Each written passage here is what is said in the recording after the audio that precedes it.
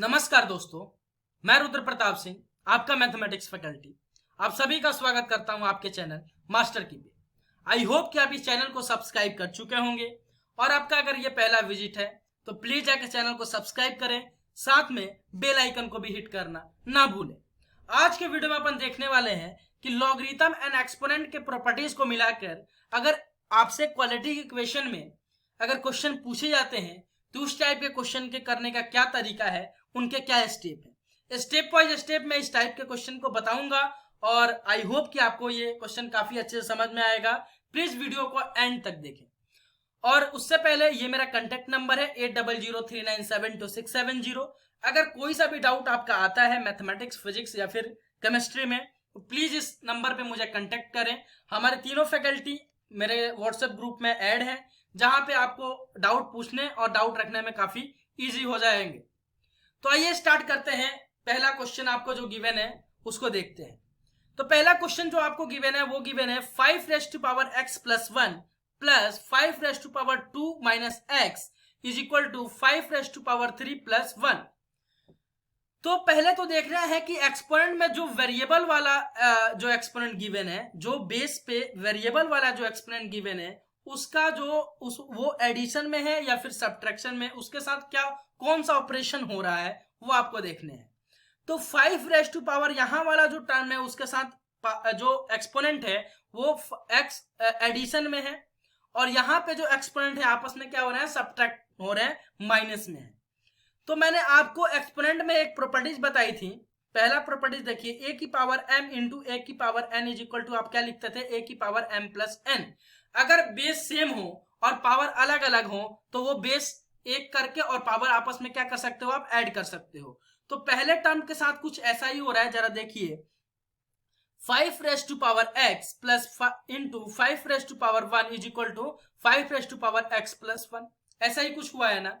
Next, अगर exponent आपस में सब्ट्रैक्ट कब होता है, एक्सपोनेंट सर आपस में सब्ट्रैक्ट जब होता है जब a की पावर m अपॉन a की पावर n हो और इक्वल टू a की पावर m-1।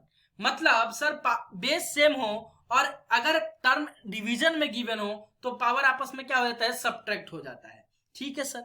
तो यहाँ पे क्या हो रहा होगा, 5 की पावर 2 अपॉन 5 की power x is equal to क्या लिख सकते हैं अपन, 5(2 - x। तो पहला स्टेप आपका यही है कि एक्सपोनेंट को देखना है कि एक्सपोनेंट के साथ जो ऑपरेशन है कैसा ऑपरेट हो रहा है, एडिशन में गिवन है या फिर सब्ट्रैक्शन में ऑपरेशन गिवन है। ठीक है जी। अब अपन क्या करेंगे, पहला स्टेप आपका हो गया क्वेश्चन करने का कि जो आपको इस टर्म में जो आपने लिखा है क्वेश्चन में आपको गिवन है उसको इस टर्म में अपन सेपरेटली आप उसको लिखेंगे बेस को, और इस वाले टर्म को भी अपन किस टर्म में लिख देंगे, इस टर्म में। तो नेक्स्ट आपका क्वेश्चन जो दिखने में कैसा हो जाएगा, जरा देखिए।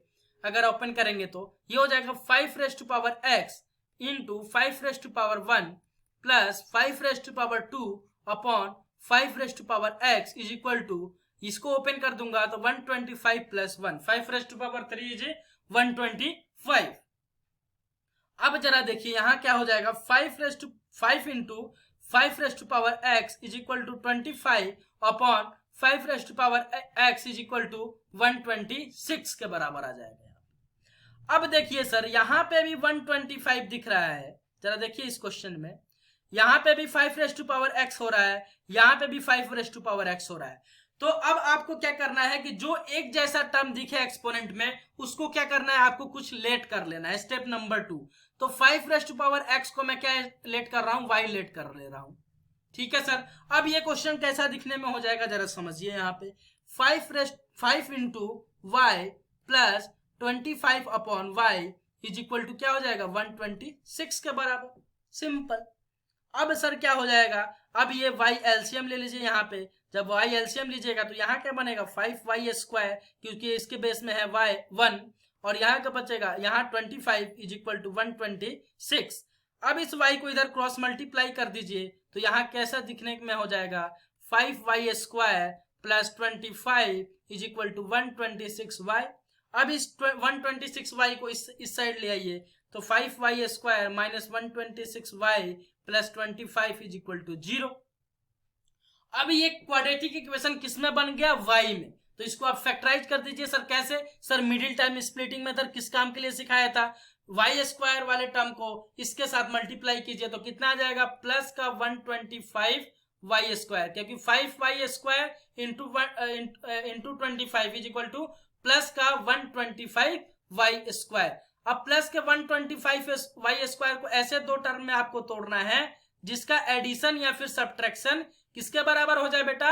माइनस 126 वाई के बराबर, और उन्हीं दो टर्मों का मल्टीप्लीकेशन प्लस का 125 वाई स्क्वायर के बराबर बन जाए। तो एक तो सर दिख रहा है माइनस का 125 वाई और एक सर माइनस का वाई। माइनस का 125 वाई माइनस का y is equal to minus का 126 वाई, और माइनस का 125 वाई इंटू माइनस का y is equal to plus का 125 वाई स्क्वायर। तो सर इसको स्प्लिट कर दीजिए इस टर्म में, तो ये क्या हो जाएगा? 5 वाई स्क्वायर माइनस का 125 वाई 25 वाई माइनस का y plus 25 is equal to 0। अब यहां से कॉमन ले लीजिए, तो यहां से कॉमन क्या आ जाएगा? 5 वाई, तो यहाँ क्या बचेगा? Y minus 25।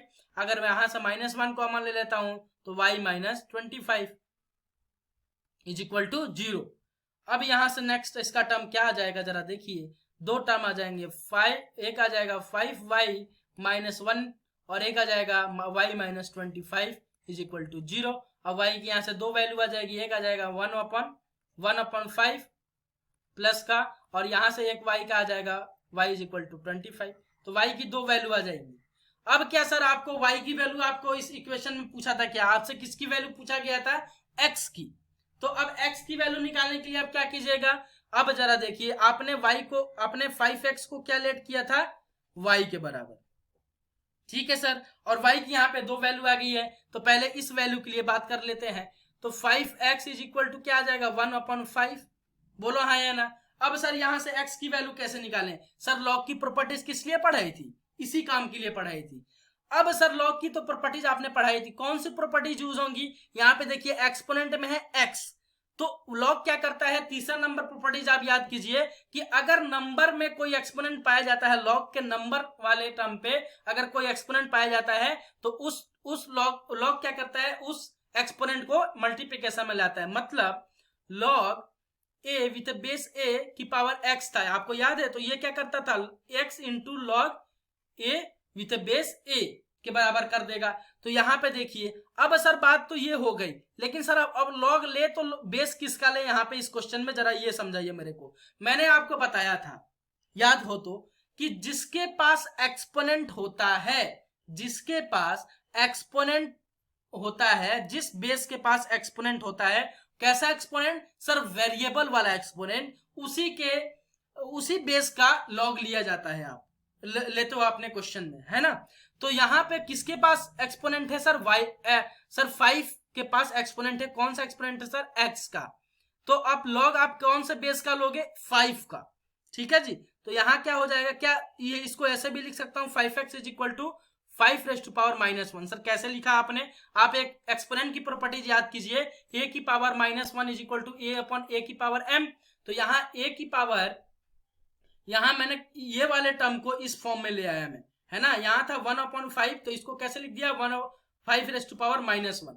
अब आप क्या क्या कीजिएगा? लीजिए, take log with both side with base 5 log लेंगे आप बेस 5 का और दोनों साइड, है ना? तो यहाँ क्या आ जाएगा? Log 5 raise to power x, number में 5 raise to power x upon base 5 is equal to, यहाँ क्या आ जाएगा? Log 5 raise to power -1 with base 5। अब ये लॉग की आपको प्रॉपर्टीज बताई थी मैंने कि अगर नंबर में एक्सपोनेंट होता है तो उस एक्सपोनेंट को वो मल्टीप्लिकेशन में लाता है। तो यहाँ क्या आ जाएगा? जरा देखिए, x into log 5 with base 5 is equal to -1 log 5 with base 5।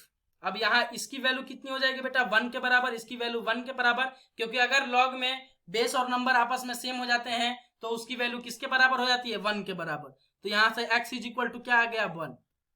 तो एक x की वैल्यू आ गई 1, ठीक है। लेकिन यह है क्वाड्रेटिक इक्वेशन, इसके कितने रूट होंगे बेटा? 2। तो एक रूट तो आपका आ गया, दूसरा रूट आप निकालिए। तो एक y की वैल्यू आपकी आई है y इज इक्वल टू 25, याद है ना? y इज इक्वल टू 25 आई है, और y आपने लेट किसको किया है? 5x को। तो 5x is equal to y then 5x is equal to what 25।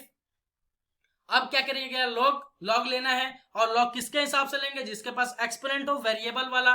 तो 5 बेस, कौन से बेस के पास एक्सपोनेंट है सर 5 के पास, तो बेस कौन सा लॉग लिया जाएगा, किस बेस का सर 5 का, लॉग विथ बेस 5 का लेंगे। तो ले लीजिए take log with base 5 both side, ठीक है। तो यहां क्या आ जाएगा जरा देखिए, तो log 5 की पावर में x और with base 5 is equal to what log 25 upon 5। अब सर क्या हो जाएगा, अब सर हो जाएगा, जरा देखिए यहां पे क्या होगा। नेक्स्ट आपका स्टेप ये क्या करेगा, x इंटू एक्सपोनेंट को क्या कहां लाएगा, नंबर मल्टीप्लिकेशन में log 5 विद बेस 5। अब सर यहां पे देखिए log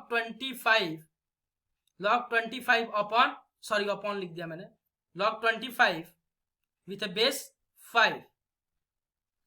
अब इस मैंने log की वैल्यू कैसे निकालने के लिए बताई थी, मैंने क्या बोला था कि अगर आपको log की वैल्यू निकालनी है तो बेस और नंबर आपस में क्या करना पड़ेगा बेटा, सेम करना पड़ेगा। तो अब देखिए बेस में क्या है बेटा, बेस के बराबर नंबर करना पड़ेगा, है ना। तो बेस में क्या है बेटा 5, तो नंबर में क्या बनाना पड़ेगा 5। तो क्या मैं 5 का कुछ ऐसा, 5 पे कुछ ऐसा एक्सपोनेंट डाल सकता हूं क्या जो 25 के बराबर हो जाए, सर बिल्कुल 5 इंटू 5 इज इक्वल टू 25, यानी 5 रेज टू 2। तो अब नंबर में मैं क्या रख दूंगा, इस लॉग के नंबर में क्या रखूंगा 5 रेज टू 2, और इसकी वैल्यू कितनी हो जाएगी 1 के बराबर। तो x इज इक्वल टू यहां से क्या आ जाएगा लॉग, अब 5 raise to power 2 with base 5। तो x इज इक्वल टू यहाँ पे, अब ये एक्सपोनेंट में क्या है 2, तो ये 2 कहाँ आ जाएगा इसके मल्टीप्लिकेशन में, 2 इंटू लॉग 5 विद बेस 5, इसकी वैल्यू आ गई 1। तो x की वैल्यू यहाँ से क्या आ जाएगी 2। तो यहाँ पे 2 रूट होंगे इस इक्वेशन के, x is equal to -1 and x is equal to 2। तो इस स्टेप से आपका इस टाइप के क्वेश्चन को इसी स्टेप से करते हैं, और इसी लेवल का क्वेश्चन आपके क्लास 10th में पूछा जाएगा। तो एक क्वेश्चन और है जो मैं आपको HW के लिए दे रहा हूं, और ये HW करके आप मेरे ग्रुप में 80039726 वाले ग्रुप में आप मुझे सेंड करेंगे। ये क्वेश्चन आपको HW के लिए दे रहा हूं। तो आई होप कि आपको ये लेक्चर समझ में आया, आई होप कि आपको ये वीडियो समझ में आएगा। तो प्लीज वीडियो को ज्यादा से ज्यादा शेयर करें, प्लीज चैनल को ज्यादा से ज्यादा सब्सक्राइब करें, ज्यादा से ज्यादा सब्सक्राइब करवाएं, अपने दोस्तों को इन्फॉर्मेशन दे दें कि मास्टर की चैनल पे आपका क्वाड्रेटिक इक्वेशन स्टार्ट हो चुका है, और कुछ दिनों में एंड भी होने वाला है। कल सुबह आपकी 11:30 बजे की एक क्लास है, और शाम को 7:45 वाली क्लास होंगी। तो सुबह वाली क्लास में अपन कंप्लीटिंग स्क्वायर मेथड के बारे में बात करेंगे, और शाम वाली क्लास से अपन श्रीधार्याचार्य फॉर्मूला को प्रूव करना स्टार्ट कर देंगे, और फिर अपन नेचर्स ऑफ फ्रूट के बारे में पढ़ेंगे श्रीधार्याचार्य में, और उसके बाद आपका क्वाड्रेटिक इक्वेशन का द एंड हो जाएगा। तो अभी के लिए इतना ही। प्लीज वीडियो को ज्यादा से ज्यादा शेयर कर दीजिए, जितना ज्यादा हो सके इस चैनल के नाम को आप जितना अपने दोस्तों में फैला सके, अपने फ्रेंड सर्कल में फैलाइए। Thank you so much. अभी के लिए इतना ही। जय हिंद, जय भारत।